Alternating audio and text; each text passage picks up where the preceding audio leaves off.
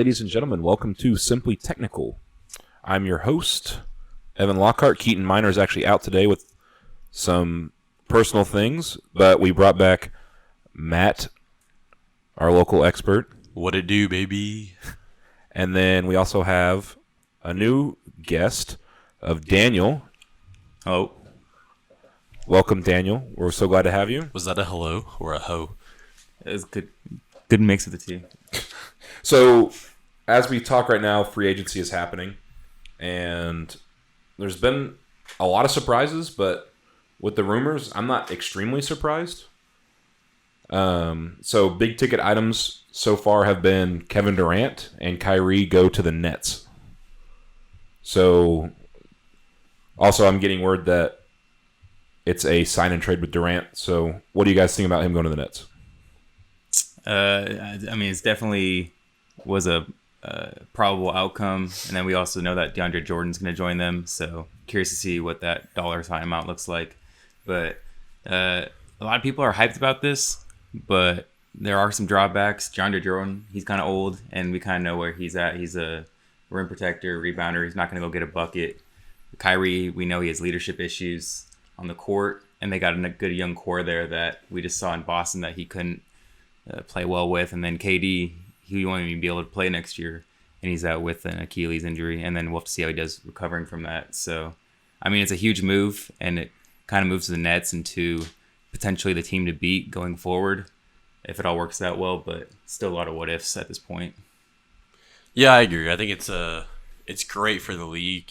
One, if you're from a financial standpoint, you have two superstars back in the biggest market in the entire NBA, so that'll help the equilibrium of the league. You don't have this super dominant team out in the West anymore, and a bunch of trash teams in the East for the most part. Obviously, the Raptors won this year, but no, it's huge. I mean, I think it's going to be interesting come around playoff time. Most people think Durant will miss the entire season, but if somehow he can come back in late March, maybe has a miraculous recovery, who knows? Then they could be a team to make a run in the playoffs next year. Who knows? I mean, I definitely think they'll make the playoffs with just the team that they are, but I don't know if they'll necessarily compete with just Kyrie and DeAndre. But to speak on that DeAndre Jordan signing, I don't know, the contract hasn't really been released for that or what they're planning on doing, but I think it's good for Jarrett Allen because they kind of have similar roles. I mean, Jarrett Allen's not as beefy as DeAndre is, but I think it's a good kind of mentorship as he progresses as a rim protector and operating on the inside. So I think that's good for that. But yeah, I can get behind that. And plus, I think an underrated aspect of the team is the fact they have Joe Harris, who won the 3-point shootout. He's one of the best 3-point shooters in the league. I think he shot 42% from three last year. I mean, the guy's a stud. I would love Thunder to get him somehow. But, being able to space the floor with a guy like that, and obviously Kyrie and KD are the shooters that they are, it's going to be a fun team to watch once everyone gets back healthy, as much as I don't like Durant. I do enjoy the game of basketball. I think it's good for his legacy, Kevin Durant's legacy. I don't know if Brooklyn's ever won a championship, or even in the Nets, I don't know if they won, but if he can win a championship with them, obviously he wouldn't be doing it by himself, but this isn't a league that you can do it by yourself in anymore. So I think it's good in that aspect for his legacy if they win. If they don't, it probably might tarnish it some with those guys. I don't know. What do you think, Daniel?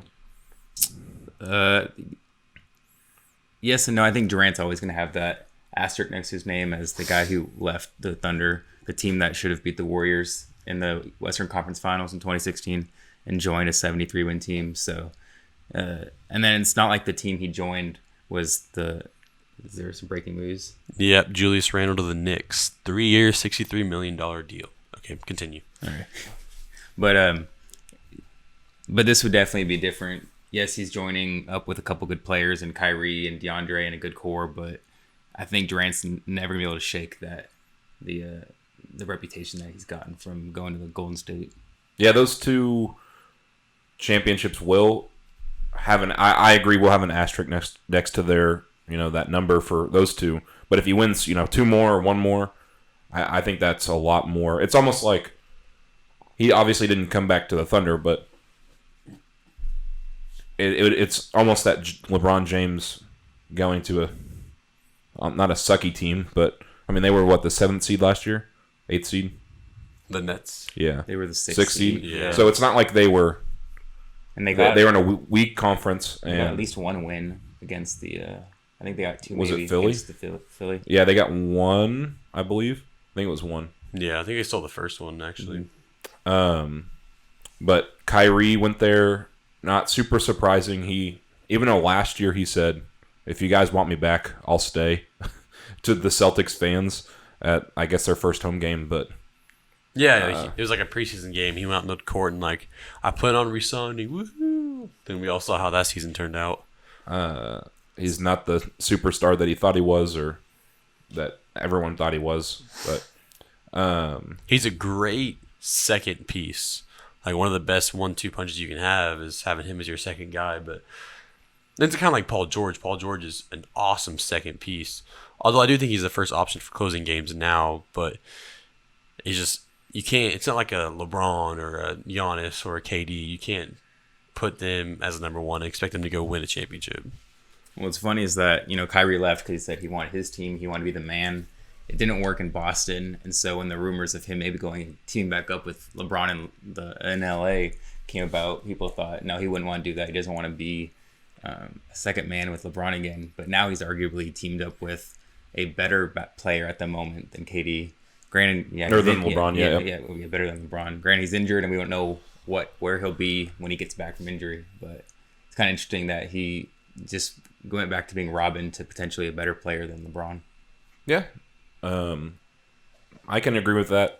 Maybe he sees this as a fresh start with, since KD will be injured for the first year, maybe it's a fresh start of, we'll try it out, and if it doesn't work, I'll have KD next year. But they're definitely the threat in the East, and the way that I see it affects the rest of the NBA is, I think Kawhi goes to the West, because there's not that, they'll be open, the East will be open for a year, but in the West, there's no clear cut, like, this team has 3 All-Stars or 4 All-Stars that can say they're winning the championship. So what's your prediction for where Kawhi goes? I say Clippers or Lakers. I'm leaning more towards Clippers. And I saw a report that said, as of now, Kawhi is leaning towards California. So I don't think that he wants to be second option to LeBron or third option. And I don't know even if he was first option, I don't know how that would really work out, or if it would work out all that well. But going to Clippers, I guess he'd kind of be in a similar situation as Toronto, but at least he's in LA. That's what he really wants, I think. Yeah, I think he's going to go to the Clippers, and ultimately I think that decision is going to come down to the fact that Doc Rivers is a better coach. He won't have to be, second, third option, potentially behind Anthony Davis and LeBron, even though he just won Finals MVP. He'd be able to not transform his game. He can kind of keep playing the same way he does now. And the Clippers have placed themselves to be able to sign a lot of good players. So let's say the Lakers land a big player after all. Let's say they get D'Angelo Russell. They don't have any money to fill out their guys, but Kawhi goes to the Clippers. There you go. Clippers have the money to fill out all these guys that can be complementary role pieces alongside Kawhi, much like the Raptors were built this last year. So I think between having a great coach and just the potential to add a plentiful amount of assets is why the Clippers are the go-to spot for him. Okay. Daniel, do you have anything on Kawhi? Yeah, I think he's obviously a hard guy to read, but if I had to if I had to guess at the moment, I'd go with the Lakers. That kind of seems that's what the reports are going to be right now, and maybe he likes not having the pressure on him which he wouldn't have if he was with Anthony Davis and LeBron. And maybe it'd be different if the Clippers were able to bring in that second guy with him, like a Durant or a Jimmy Butler, which we know that Durant's in Brooklyn now and Butler's maybe going to be going to Miami. So nothing would surprise me. But if I had to bet, I'd say that he goes to the Lakers, which from a purely basketball standpoint, that would have to be arguably the greatest front court of all time. But we just have to see with chemistry and then what they could put around that, because they still need a couple bench guys. They need a point guard. They need another spot-up shooter. Yeah. So I guess we're kind of debating a little bit on what his personality's like. If he wants to be alpha dog, he'll go to the Clippers. That's fair to say. If he doesn't want to be alpha dog or be second fiddle, third fiddle, whatever you want to say, he'll go to the Lakers. He could take a lot more days off if he goes to Lakers, which, clearly had an impact on his finals run, being able to sit out, 20-something games for load management throughout the year. But if he goes to the Clippers, he's going to have to play a lot more games, and that could be a big factor in his decision. The Clippers aren't as good a team, in my eyes, aren't as good a team as the Raptors are. Without Kawhi, I would say the Raptors are a better team. Yeah, I agree with that. Interesting. It's interesting how all this stuff's working out. I love the NBA. Fantastic. Are there any big surprises that have gone down that you guys are just kind of like, holy crap, when you heard the news? Let's see. I'm looking here at the list of free agency signings. So 2 teams that I really think that have kind of come out of nowhere with some surprises were the Pacers. They got Malcolm Brogdon, which they did lose Bogdanovich to the Jazz, which is the other team that I think is making some sneaky good moves there to be Western contenders. But the Pacers, they got Malcolm Brogdon. They traded for T.J. Warren. They didn't have to give up much to get him. And then they also picked up Jeremy Lamb, who can be a spot-up shooter, create his own shot. And so you have the Sixers, who are going to lose Jimmy Butler potentially, and they lost J.J. Redick. You have the Nets, who are still a year out with KD being out. And then if the Raptors lose Kawhi, then the Pacers could very well make a push to be a potentially a top 3 team. And they'll still have Oladipo. Yeah. Yeah, we'll have to see how he comes back and how the team forms around him again as their guy. But I like the Pacers and what they've done this offseason so far here in free agency. So if I'll expound on that, they also lost Darren Collison, which he's a solid point guard. I wouldn't say he's, groundbreaking, but he's solid. Yeah, no, for sure. Because he retired at the shocking age of 31, and they lost, what is his name, Bogdanovich. So yeah. they lost 2 good players, but they signed 3. Is that what you're saying, Dan? Yeah, they got T.J. Warren, and I think they might have just moved some draft picks maybe for him. I don't think it was anything major. And then it wasn't much. Malcolm Brogdon. Which they moved picks because it was a sign and trade. So, they still got T.J. Leaf on the team, up and coming power forward for them. Yeah. Well, they still have Miles Turner. They still have Domantas Sabonis. Got Oladipo still. Oladipo, if he returns back to Wesley Matthews is a free agent, so I don't know. Yeah, I don't know. He might sign back. They might be moving to a different direction. The shocking thing for me has been the Kings. So them paying Harrison Barnes. Well, they paid Harrison Barnes. They signed Trevor Ariza for 13. Got a pretty good payday. $13.5 million. That's a good veteran to have in that locker room, though, with them being so young. Yeah. No, I'm not saying it's a bad signing. It seems like a lot. Yeah. And then they paid Dwayne Dedman, the center, was with the Hawks last year, or one of the teams in the East. Yeah, I think that sounds right. Yeah. Hawks. But they paid him 3 for $40, so that's $13 million right there for a center. So they don't have any standout contracts. I guess Harrison Barnes, but I don't know if their moves necessarily. I think it doesn't help them win now, but they're also not in necessarily a win now mode. They're probably going to lose Willie Cauley-Stein just because they signed Dwayne Dedman. So there's the Trevor Ariza for $13.5 million to come off your bench basically is kind of shocking. You know what a deal that went down today that kind of surprised me, that I don't think is going to get much attention at all, but I think is going to have a major impact. It's Al-Farouq Aminu leaving the Blazers and going to Magic. I mean, just watching that Thunder series alone, that guy just lit us up. I think he dropped 20 in 2 of the games. He shot efficient from 3, and he played outstanding defense. Yeah, I mean, he's a great 3-and-D guy, and that's who you want to pair up against with CJ McCollum and Damian Lillard. I was shocked to see him go, but he did get paid. I don't remember exactly how much it was. It wasn't too big. It's 4 for 29, so it wasn't an outrageous price tag. I guess that kind of leads into the Trailblazers getting Kent Bazemore and then re-signing Rodney Hood. So that's Kent Bazemore is more of a get your own shot kind of guy than Al-Farouq Aminu is, but it still kind of surprised me they let him go because you run him as a 4, and they don't really have. I mean, they don't have a 4. They have Myers, Leonard, which he played good in the playoffs. Zach Collins, yeah. Kevin Love rumors seem to always be surrounding the Trailblazers. Like every white person goes to the Trailblazers. So I think they got worse. I think Portland got worse. I think so too, because they didn't get anything for him because they got Bazemore, but they had to give up Evan Turner, who was a rotational player for them. So they lost Aminu, didn't get anything in return. And they got Hood back on a good deal. I think 2 for 16 is a good deal for what Rodney Hood can give you. He won him that one 4 overtime playoff game. So I think they got worse unless they can defensively come out with something. Because Kent Bazemore, he's a little bit better. I'd say he's on par defense with Evan Turner, but he can shoot threes, unlike Evan Turner. So that was a good trade for them, was the Kent Bazemore for Evan Turner.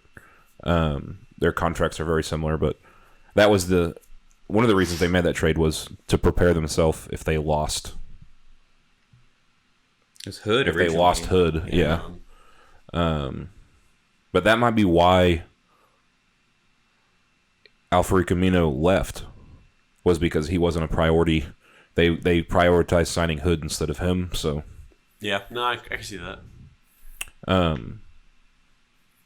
So like I said, I think they got worse. I don't know if you guys agree with that, but yeah, we haven't addressed Kemba Walker yet. What do y'all think about that? So he signed with the Celtics for a max deal. Got the 4-year max. 4-year max. I'm more shocked that the Charlotte Hornets didn't offer him a max contract. So I know we talked about this off air, but the Hornets offered Kemba less than max. He signs with Boston, and then Terry Rozier leaves Boston to sign with the Hornets, and they overpaid him. That doesn't make sense to me. I mean, yes, he is cheaper, but he's also not as good. I think the Hornets have been kind of stuck in NBA purgatory for a while, and they're just kind of tired of it. So I kind of almost think they may kind of force Kemba's way out because they've, I think they got the 7th seed a few years ago, but they've been one of those teams that they've been, 6, 7, 8 seed. Sometimes they'll miss the playoffs some years, make it some other years. But when you're in the backside of the lottery every single year, you have to get pretty lucky to land a guy that can be a game changer for just your team going forward. And so I think they're just kind of saying, screw it, let's go into tank mode. You got to trust the process. It's going to take a while, but I think they're just tired of kind of being on the edge of everything. Dan, what do you think, Dan?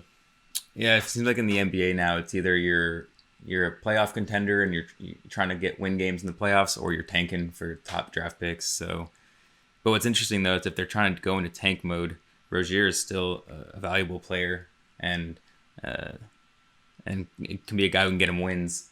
And so I don't know if they're just trying to bring in a Kemba Walker light to show the fans like, hey, we're trying, but we couldn't offer him for XYZ reason. It's an interesting move. The Hornets are definitely stuck, like Matt said, in NBA purgatory. If you're barely missing or making the playoffs in the East and drafting 12th every year, that's just not where you want to be. I can agree with that. You kind of changed my mind on that aspect, but it still seems dumb to overpay a player at a position you just did want to pay somebody for.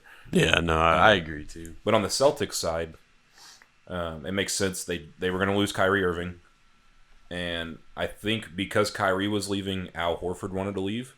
But I've read on Twitter recently that he's considering signing back with him now, and My guess is now that maybe they're contending in the East.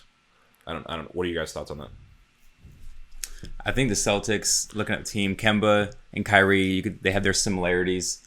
Both can make their own shot, shoot well from the outside. But Kemba just seems like he'd be a guy to have a lot better of a locker room leadership with the guys. And so you put that out there with the main core returning of Tatum, Hayward, and Jaylen Brown. And then maybe you get a Horford. Maybe you go get a couple other mid-level guys. I think the Celtics right there with the Bucks would have to be the top two teams in the East, assuming that Kawhi leaves for the West. And so I think that puts the Celtics right there. But yet again, that's what we talked about last year with the Celtics. And Tatum seemed to have taken a step back. The minutes were weird with Brown and some of the team chemistry. So there's still a lot of question marks with the Celtics, but they have a high ceiling. Yeah, I think ultimately Al Horford will end up back in Boston just because, I mean, no teams. He wants, $30 million a year, 4-year deal. He's like 32 years old. No one's going to pay him that. And there are very few teams out there that have the salary cap available to pay him that. Now, I wouldn't be surprised to see the Hawks throw some money at him just because he would fit kind of well along Trae Young and some other guys that they have. But, I mean, gosh, outside of maybe the Hawks and some low-tier teams, I don't see him getting any money from anybody that he wants. But I do think it definitely makes the Celtics one of the favorites in the East. It'll be curious to see how Kemba plays with just more talented players because, I mean, Jeremy Lamb was the second leading scorer on the Hornets last year. They were pretty evenly distributed. You know, they had 5 or 6 guys having around 10 points a game. You know, Kemba did what he did last year, but I don't know. It'll be interesting to see how they pan out. But I think the Celtics are the favorite in the East this upcoming year. Even over the Bucks? Yeah, I think so. I think losing Malcolm Brogdon is going to hurt the Bucks so much. And if it wasn't for Brook Lopez and Ursan Ilyasova going off in the conference finals, the Bucks wouldn't even won a game against the Raptors because Brook Lopez had 30 that game and Ilyasova had like 5 threes in the game that he went off. So like Eric Bledsoe, their point guard, I almost said running back. He's built like a running back, but their point guard, he's older. Yeah, and he's got a decent-sized contract now that they're stuck with if they wanted to move him or move on from him. Yeah. And like Brogdon's a huge loss. They didn't replace him with anything. And so they got picks, but that's about it. I mean, that doesn't help them win now. Here and now, yeah. But the Bucks did re-sign Middleton. Yeah, no, that's massive. If they would have lost him, I don't know if Giannis could have done it, but they would have made the playoffs. But I don't think they would have been even close to where they are if they didn't have him because he was shooting lights out this last year, creating offense. But yeah, Eric Bledsoe, their point guard. He can't shoot really. He can create his own shot, but really not a ton, not reliantly. I mean, I still think the Bucks get the 1 seed, but because they re-signed Brook Lopez, but they lost. Did they have Mirotic? Yeah, he's going. And he went overseas. to Euro League for whatever reason. Yeah, well, he got 6 years, $80 million. That's 80 million reasons why.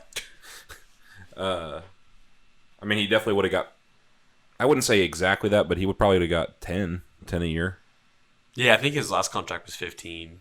Yeah, so around that. Once he shaved his beard, he just wasn't. He wasn't the same. After Bobby Portis knocked him out. So another team in the East that people thought could be the team to beat for, in the future here that now is in question is the Sixers. What do you guys think about them? They got Harris back, but it looks like there's a good chance Butler leaves, Redick leaves. It's interesting because, JJ Redick was such a huge part of their games. If you watch them play, it was a lot of, all right, JJ, run around. We'll set screen. Especially when Embiid was out. Just run around, set screens, he'll get open, jack up shots. If you don't dump it off to Embiid. Yep. They'll get the rebound, put it up. I mean, I think their future really hinges on Ben Simmons' development and just Joel Embiid staying healthy. If Ben Simmons could develop a jumper outside of, 3 feet, he could be incredible. I mean, he could be talked about in the same regards that Magic Johnson is in terms of how his NBA career played out. But I think if he needs to quit, following Kardashians around and go back in the gym in the offseason, work on his jumper. If he can do that, I think they're set. But as of right now, that was my team before the Thunder came here. So it kind of pains me to say. I like Tobias Harris. I like keeping him. Nothing is official with Jimmy Butler yet either. But I think they're locked in for about a 4 seed next year in the playoffs. Yeah, and I see the only way them coming out of the East or being real East contenders is if it just both Embiid and Ben Simmons make huge jumps for next year. I mean, more so Ben Simmons. Embiid, you can't do too much more of a jump from where he's at currently. I like them. I think they'll be top half of the playoff seeding for the East, but I mean, Embiid's gonna have to play more minutes for them, and I mean, I know that's risky with his injury history. Simmons can't shoot. He'll have to be creating basically every play or posting up Embiid. That's basically going to be their offense. I mean, Tobias, I guess, could try to create, but they lost a lot with Jimmy Butler leaving. Potentially leaving. It's looking that way. It's looking that way. At the moment. It's looking like he'll sign with the Heat. Yeah. Because they'll offer him a max. And I heard that the Philadelphia did not offer him max. George Hill just re-signed with the Bucks too. I forgot about him. He's a very solid veteran point guard to have on your team. I don't think he'll make up for what Brogdon brought, but No, he was on their team last year. What do you think about the Pelicans getting JJ Redick? They might make a run if they can click pretty quick. They may make a run, not for the long term, or not for a deep run in the playoffs. But I mean, if you told me they got the 7th seed, I wouldn't be just wowed out. I mean, I wouldn't be surprised by that. Because if Zion can even be half the player people think he's going to be a force. I mean, he's going to be a 18-10 guy in the league at least at minimum. Having JJ Redick to space the floor and let Zion kind of work.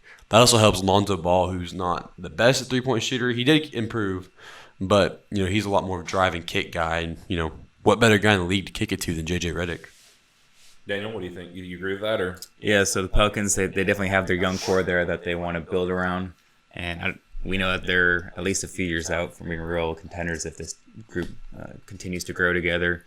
But so Redick doesn't really fit in their long-term championship goal plans, but he's a great guy to have as these young guys grow, to keep the floor spaced, to be a leader, to give Lonzo and other guys who are going to be handling the ball a proven shooter that they can trust. And so he's a great guy. I think he could be a good mentor that maybe Josh Hart would want to become someone like a Redick out there in New Orleans. And so New Orleans they're going to be some must-watch TV out there with Lonzo lobbing it up to Zion. And then that Texas center they drafted, Jackson Hayes, he's a high flyer. And so they'll be fun to watch. And who knows, an injury or two on a team, and they could be right there making a push for a playoff spot there in the West. I think the best part about Pelicans games, though, is going to be listening to Antonio Daniels call the entire game. That was probably one of the biggest losses the Thunder could have had this year, was losing Antonio Daniels. I'll miss him telling it like it is after games. Yeah, he always had great analysis of the game, and I mean, congrats to him for signing with the radio, or was it TV team there in New Orleans. He'll be their day-to-day color commentator. So the JJ Redick to the Pelicans, I see it more as a flexibility with Drew Holiday. So they kind of have a lockjam at shooting guard now. Drew, I don't know if you know, Drew prefers to play shooting guard over point guard. He loved it when Rondo was there. But, I mean, he can play point guard, but then you have the tough decision. Do you start Drew? Do you start Lonzo? I think you start Drew Holiday. Lonzo has a higher upside, but I mean, Drew is one of the better defensive point guards in the league. No, I'm not doubting that, but for Young, I mean, you want minutes on the floor. I think you'd almost rather just start Lonzo and Drew Holiday next to each other and just sub out, sub out Drew Holiday first, let JJ Redick come in, and then just let him, because he's older. He's not going to be able to play 36 minutes a night. Yeah. Because especially the way he plays, he just runs around all the time. Let Lonzo play with him a bit. sub Lonzo out, yada yada. But Okay. Do you think Reddick would be cool with coming off the bench there? yeah, when you're at that point in your career, and he's a pretty mature guy. I've listened to his podcast before. When you're at that point, you're kind of okay with whatever. He's proven. He's got his paycheck. Yeah. I think he came off the bench some last year too. And at the end of the games, he would be in, I think, to close them out, which is the most important. So. Yeah. I still think it moves. I still think it allows them to move Drew Holiday if they want. Yeah, I agree. Who would take him though? Maybe. Yeah, you're right. I mean, It'd be one of those teams that's one guard away come trade deadline, and then they could get in return some more young assets to build with their core. my thought is maybe if Minnesota doesn't sign D'Angelo Russell, I guess no, for sure. that's What about the Clippers? Clippers. Yeah, they could trade for him. I don't know if they don't have a ton of pieces. I mean, I guess they have picks, but If the Clippers could pick up Kawhi and then go get a defensive guy Drew like Drew Holiday. Holiday, that'd be a legit team. The team would be the Clippers are a pretty legit team of role players and veterans. All they're missing is the one or two top tier stars to really put them over the hump. okay. So moving on, the Suns signed Ricky Rubio, so they needed a point guard. They got Ricky Rubio, who is a 10 and 5 and 5 guy. Yeah. Pretty much a pass first point guard. So I think, how do you think he'll fit with Devin Booker? It's a good fit, but I think a lot of their development depends on how DeAndre Ayton develops this year. You know, he's got his rookie year under his belt, and he was number one overall pick. So he has potential. His footwork is great, but it's just, can he defend? Steven Adams lit him up for 30 in like one of the first games of the year last year. So I think that's kind of the big key for them. I think it gives them 3 or 4 more wins in the West, but they're not going to make the playoffs. No, I don't think they'll contend, but I think it helps them. Yeah, I think it helps Devin Booker's long-term development, having a pass-first guy alongside him, but it's not a real, I guess moving signing. It's more of a lateral, Yeah. or a slight progression. Daniel, you agree with that? Yeah, Suns have made some interesting moves. They moved T.J. Warren, who's a proven 20-point guard scorer, / forward, 20-point scorer, shooting about 40% from 3. So I don't know if they were moving him to clear up some cap space because they thought they were going to be in the D'Angelo Russell sweepstakes or what. But the Suns are definitely a handful of years out of any kind of contention to even really make a playoff push. And so I agree with Matt that the main move for Rubio was just to help develop Devin Booker. Okay. So we talked a little bit about the Jazz. Do you think that they're number 1 seed next year? I say no. I think the number 1 seed is going to be the Nuggets, but I think that just comes down to the fact that the Nuggets are basically bringing back the same core. And then, I don't know. I love Jokic and Jamal Murray. I'm high on the Nuggets. I think they have a long ways to go, or I think they have a really high ceiling they haven't touched yet. But I think the Jazz are going to be right there, 1-2 the whole year. And I like, sorry, I was looking at some NBA Twitter right there. Did you mention MPJ there with the Nuggets for next season? No, but the guy was a projected number 1 overall pick a few years ago, coming out of high school until he hurt his back. And I know everyone can do anything in a gym when they're showing off videos, but he's got so much potential. Mm-hmm. Yeah, he was the number 1 projected pick coming into college, and then could have been again if he wasn't injured. And so you have that kind of a guy coming in who could potentially give you 15-20 that first year back this coming season, along with those players that Matt said. I think the Nuggets are going to be the team to beat in the West. And as for the regular season, it's different come playoffs. But for the regular season, I think the Nuggets and the Jazz, and then I don't know, maybe the Lakers for the regular season. They're gonna have to, if they get Kawhi, and even if they don't, they're gonna have some role players. So they'll have growing pains. But I think the Jazz and the Nuggets are going to be those 2 teams at the top, because the Trailblazers could take a step back with the Minu gone. The Rockets they'll be another contending team just because they'll still have their whole core from last year. So expounding on the Lakers, do you think they should sign if they have the opportunity? Do you think they should sign Kawhi, or do you think they should just sign some role players and fill out the roster? Role players. I mean, I'm not a fan of throwing out big threes just because it just kind of takes away from, like, I guess, the pure basketball standpoint of, moving the ball. I mean, that's part of the reason the Warriors are able to do it is be so successful because they're able to move the ball with superstars. But a lot of times when you get guys together, you're not able to do that. And I think if they want, like, if I was a GM, I would kind of look at the Raptors model, and you have, Kawhi, you have Kyle Lowry, yada yada. I think the difference makers in those games were Fred VanVleet, they were Danny Green, they were Serge Ibaka. Those are the guys that won them the championship. It wasn't because Kawhi's going to get his 35 a night no matter what. But if those guys can step up and be big time players, get a 20 here and there, it makes a huge difference in everything.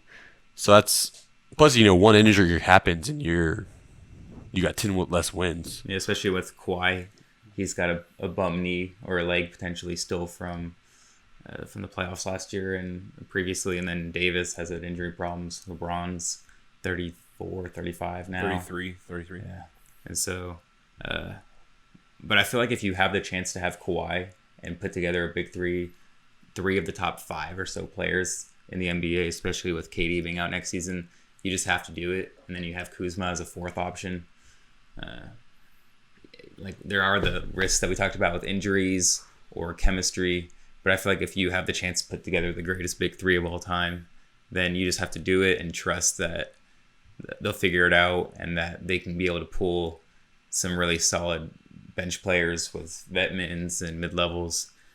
And so if I was the Lakers, if Kawhi's wanting to come, then I'm giving him everything that he wants, just because I don't think you could pass that up. Although I would like if they could. They got $32 million, so I mean, you're seeing what some of these guys have been going for. Aminu went for 8, Rodney Hood went for 8, Terrence Ross went for 13. So instead of Kawhi, you could go get 4 really good role players. And so I think after seeing what these kind of free agency signings happened this afternoon and what kind of dollar signs went with them, then it might make more sense actually to put together 3 or 4 really good role players. So Stephen A. Smith has said that the Clippers, there's some talks about the Clippers getting Jimmy Butler and Kawhi. I'm all for that. I would love that. Tandem together. If they could bring back Patrick Beverley, that would be one of the best 1, 2, 3 defensive guys in the league. I mean, the only other two-way player that's not in that is Clay and Paul George. And isn't Montrezl Harrell also a really good defender? He's just a beefy old boy. Yeah. He can take a beating. He's like a younger Nene is how I would describe him. That'd be one gritty team, but a gritty team who could put up points. Yeah. And they have 2 guys that have proven they can close the game.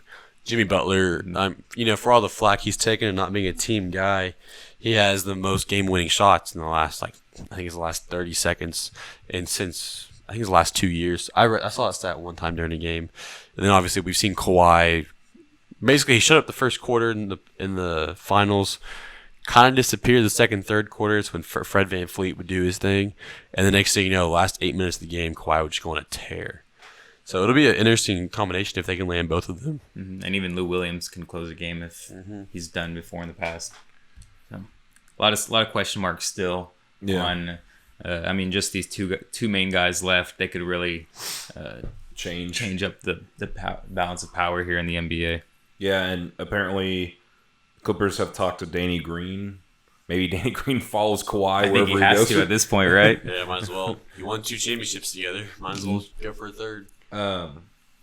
So Thunder, they supposedly signed Nerlens Noel. Yeah, speaking of question marks, so there was rumors out there that Woj put out there that they're going to re-sign Nerlens Noel, and then all of a sudden, about 5 minutes after Woj put that out there, Nerlens Noel put on his Instagram story 2 question marks. So I know a lot of Thunder fans want him back, as he's a great backup center to have, but I'm nervous right now. I'm not gonna lie. I hope they can put pen to paper and keep him in OKC. Yeah, there was another tweet. This wasn't per Woj. This wasn't it quoted Woj as the source, but Woj never tweeted out dollar signs. But it says that we signed Noel to a 2-year, $13 million deal, which that's a decent amount of money for Noel, especially given that we had him on a vet min last year. And then Noel on social media put up a couple question marks on his Instagram story.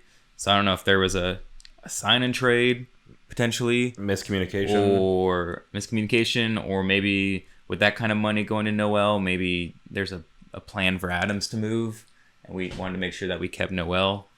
And so for the Thunder's sake, there's still some question marks, and it would still be nice if the Thunder could go out there and get them a proven shooter. I think we've said that almost every year now. Yeah. And so I've said it every Thunder podcast or every NBA podcast, we need a shooter. Every time I talk to Matt, and we need a shooter. And I mean, like I talked about earlier, seeing the price tag on some of these players, it didn't seem like a shooter would be too expensive, whether that be a Seth Curry or he hasn't. I'm kind of forgetting some other shooting guards right now, but I mean, the only talks I've heard is him with the Lakers. Yeah. So I mean, I would love to have Seth Curry. As much as I hate the Curry family, I would love to have Seth Curry on our team. And if we got Seth, then we could maybe feel more comfortable moving Schroeder if we needed to, or thought we could get something in return for Schroeder. Yeah, I mean, I think there's a lot of options out there for the Thunder if we re-sign Noel and move Adams. It gives us a lot more flexibility. But if we're going to move him, we need to move him as soon as possible because these players are flying off the shelves. I mean, everybody's signing. I think it was Nick Wright maybe was saying that Kawhi hurts any team that he's talking to that he can sign with. It hurts them a lot, especially the Lakers, since it's either Kawhi or a bunch of role players who are getting bought up right now. So Kawhi waiting really hurts teams. That kind of hurt the Thunder a couple of years ago. Dion Waiters felt pretty much betrayed. He was not super vocal about it, but he definitely put it in the media that he didn't like that the Thunder were prioritizing Durant over him. But, I mean, he was just upset that he was waiting basically for the Thunder to make the decision with Durant. And obviously he left, and then we didn't sign Dion Waiters. So he was just kind of upset about that whole ordeal, and I'm sure a lot of players feel like that. I mean, they all have egos, but I don't see too many more moves happening right now. No, a couple others that I had noted down here, just some small ones. The Magic, like we said, got Aminu, and then they re-signed Vucevic and Terrence Ross. So what were they, the 8th seed last year? Running it back, I guess. Yeah, so they're gonna run it back, and then probably make the playoffs again and be a quick first round exit. But hey, who knows? Mo Bamba may come in and actually do well. He missed most of the season hurt. And Jonathan Isaac played well, so you never know. I mean, they might win 2 games in the playoffs next year. Okay, so we can wrap it up with this unless there's big free agency things. What do you think? So we kind of went over the West last podcast and even a little bit this time. What do you think about the East? You don't have to put a number next to them, but who do you think makes the playoffs as of right now with the teams that who do you think makes the playoffs or top of the 8 teams? For funsies, let's do numbers. Let's say numbers. Okay. Yeah, why not? Okay, so you want me to go? Ladies first. Ladies first. I'll go first since I'm the host. I say 1 seed Bucks, 2 seed Celtics, 3 seed Nets,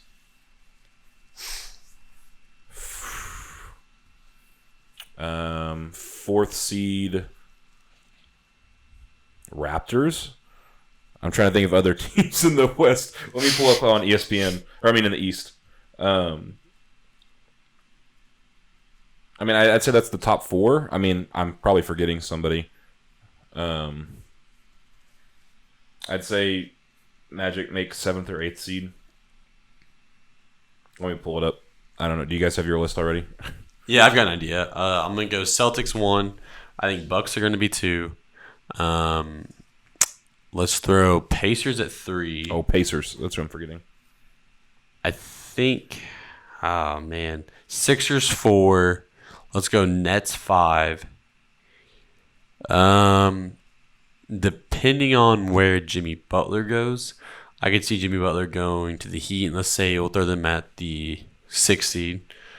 Gosh, it gets hard after that. With Derrick Rose going to the Pistons, I'll let the Pistons get the 7th seed. I mean, Andre Drummond's, 26, 27, kind of entering his prime. Blake Griffin played great, so we'll put them at 7. 8. Gosh. Did I even say the Raptors? No. Oh, we'll put Raptors at 8 because I assume with Kawhi gone, I think the Pistons are a better team than the Raptors are without Kawhi. So, yeah, there we go. Dan, you want to go or you want me to try mine again? I got mine right here, so I can go. So, some similarities to Matt there. I got the Bucks still holding on to the 1 seed, and then the Celtics at the 2, Pacers at the 3. I think they're going to be a very sneaky, good team. Excited to see what they look like when Depot comes back. And then the Nets at 4, 76ers in the 5th seed. That'd be a good first-round series, Nets and 76ers. And then the Raptors at 6, Miami, contingent on Jimmy Butler going there potentially at 7, and then Detroit at 8. And then like a sleeper team would be Orlando and it's still too early for Atlanta. Although it'd be fun to see him. Oh, I would love that. When's John Wall supposed to come back? I think he might be out pretty much all of next season. Next season too? Okay. Yeah. So I'll redo my entire list because I'm stupid and don't know all the teams in the East. Since we only play them twice a year. I'd say 1 seed Milwaukee, 2 seed Boston, 3 seed Pacers. I think you said 4th seed Nets. I'm going to say 4th seed Philadelphia, 5th seed Nets without KD. And then, let's see, 5th seed, 6th seed Miami, 7th seed Detroit, 8th seed Orlando. Did I leave anybody out? I left out the Raptors. It's kind of funny how the Raptors go from a team that was running through the East every year, and then this year, obviously, they win it all, and how quickly they could become irrelevant if Kawhi leaves. Yeah. Honestly, the Raptors are going to have a tough time making the playoffs. So I don't think it's a huge shock that they miss if they lose Kawhi, but I'd say the three bottom teams are Orlando, Detroit, and the Raptors. I see 2 of those teams. Obviously, 2 of those teams will make it, and 1 will miss. Yeah, I can see that. Any closing thoughts? Any hot takes? Do you want to do the West? You want to do the West? Yeah, I'm trying to put the West together right now on a list, and so there's going to be a couple really good teams that are going to be left out of the playoffs next year out in the West. All right, go for it. Okay, so I got the Nuggets and the Jazz as the 1 and 2 next year, and then I'm going to put the Lakers at 3, the Rockets at 4, and then from there it's kind of a toss-up. You got the Thunder at 5. I'd be interested to see what they look like next year running it back. With hopefully a healthy Robertson. Maybe they get a shooting small forward type guy at the deadline.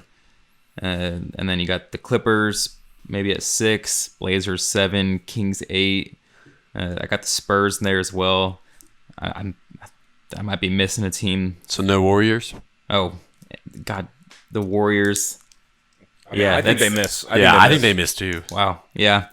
Because, no Clay until February, March. At that point, they might just say, let's just hold them up, and we're not going to be competing this year. So yeah, it's crazy how we said how quickly the Raptors could become irrelevant in the East, how quickly the dynasty of the Warriors could become irrelevant. I would love that. Come crashing down. I'm not complaining, but it's just crazy how my list of 9, the Warriors didn't even cross my mind. That's how open the West will be. Where'd you say the Lakers were? I had them at 3. 3. And they might have a better record next year with a handful of good role players than with trying to learn how to make a big 3 work. But ultimately, I think the Lakers, yeah.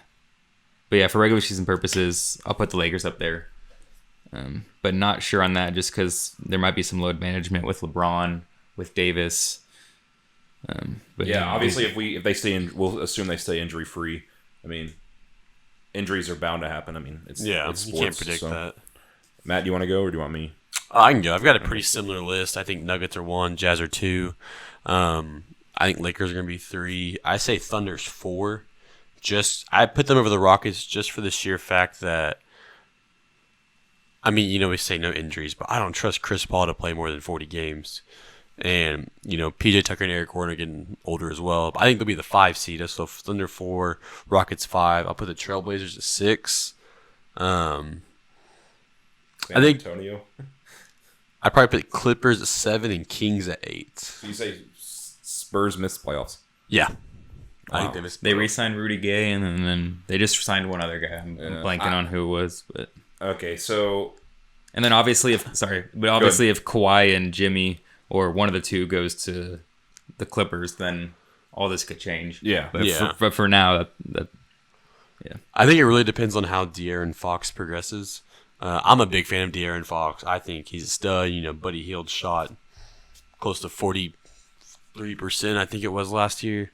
And so, I don't know. The Spurs are getting some guys that were injured back, but gosh, it's hard to count the Spurs. But I think between the Spurs or the Kings, one of them will be the 8th seed. I'm going with the Kings. Okay, so I'm gonna go Jazz 1, Nuggets 2. I think the Jazz made tremendous strides. I think Donovan Mitchell will continue to progress. Lakers 3, Thunder 4, San Antonio 5, and then I'll go Houston 6, 7.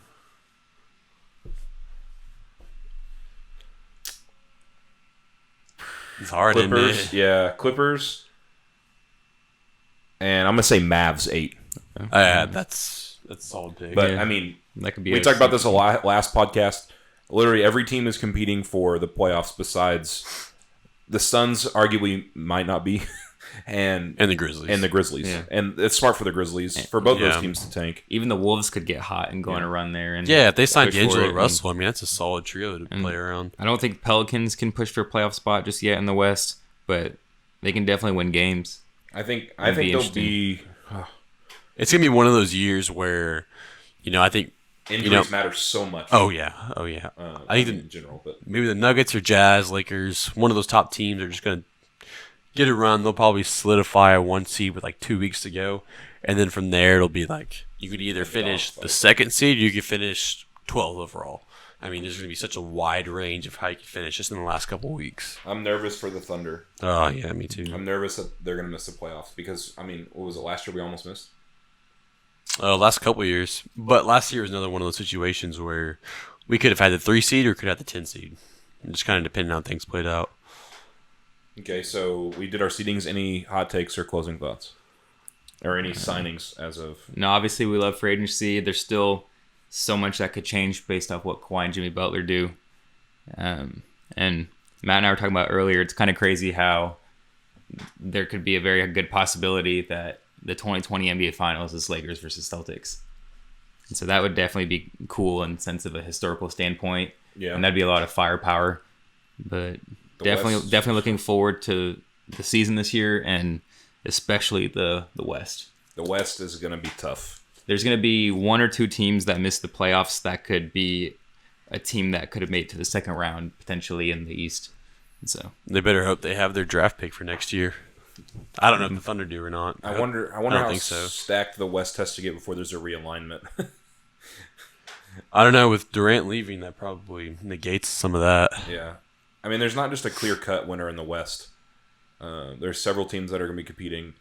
But in the East, they're all garbage. I'd say all. They're competing, but it's only 3 teams versus 12. Or 13. I think the East could be... You got 5, maybe 6 if Kawhi stays with the Raptors. Yeah, I guess so much can change with just one signing, especially with these big guys still left. I guess a hot take, I think Thunder use mid-level exception and sign a shooting guard. Sign Wesley Matthews, or I don't think they'll get Danny Green. He's too expensive. But I say they get a shooter. Maybe Kyle Korver if he gets released, Avery Bradley. from the Grizzlies. So. Matt would be the first one to buy a Kyle Korver Thunder jersey. Oh yeah, I love a solid white guy that went can to the shoot. Thunder. I guess that's it. So this has been Simply Technical. Thanks for stopping by. Ta-ta. Thanks for having us on.